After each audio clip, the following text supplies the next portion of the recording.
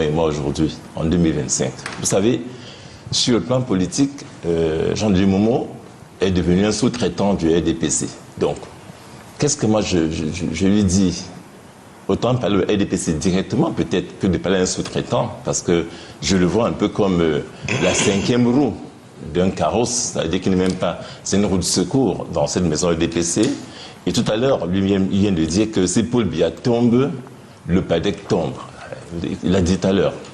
Si Paul Biya tombe, le PADEC tombe. Donc en réalité, j'ai le sentiment qu'il n'existe plus en lui-même et qu'un débat avec lui et moi me semblait, je sais pas... Est-ce que vous connaissez, si je vous coupe pas rapidement pour vous donner du souffle, est-ce que vous connaissez un leader politique qui a dit « j'accompagnerai Paul Biya jusqu'à son départ en politique » ? Je dis ceci, comme ministre, voilà.